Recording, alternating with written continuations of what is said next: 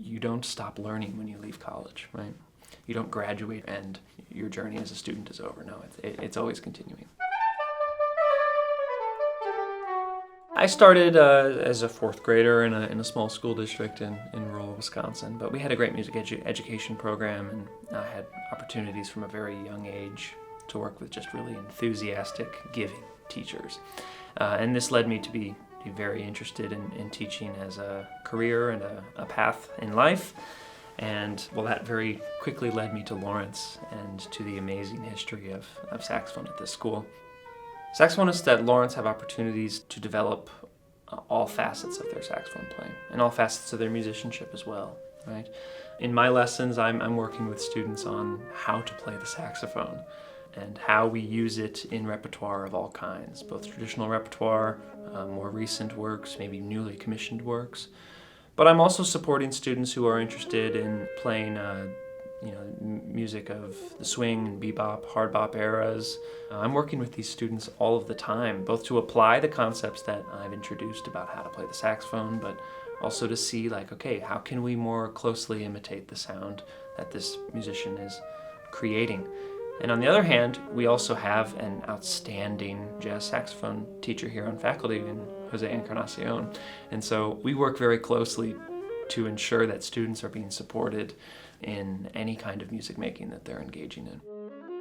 Our studio culture in the saxophone studio is really tight-knit. Our students have a bunch of different interests, and we're encouraging saxophonists to come to Lawrence and study, whether they want to study classical music, jazz music, or engage in another tradition from around the world. This is a place for all of them. In saxophone studio class, we hear student performances each week, have discussions on various topics about the saxophone and music. But I think the most exciting part is the opportunity for students to give each other feedback and coach each other. Of course, I'm there to guide students after their performances, but the students have so much to share for each other. And it's just a really lively afternoon each week on Wednesdays, and I think everyone leaves with some new ideas to take into the practice room and into the classroom. The thing I talk about with all my students as they envision their future as a musician is helping them to develop both a healthy approach to practice. I often call this the capital P practice, right? A long-term relationship with their instrument and practice that will enable them to meet their musical goals.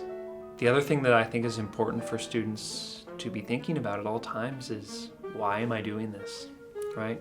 Why am I isolating myself in a practice room, spending hours working on my instrument? And we have to have that joy, right? We have to have that reason why we spend so much time working, because the life of a musician is one of work.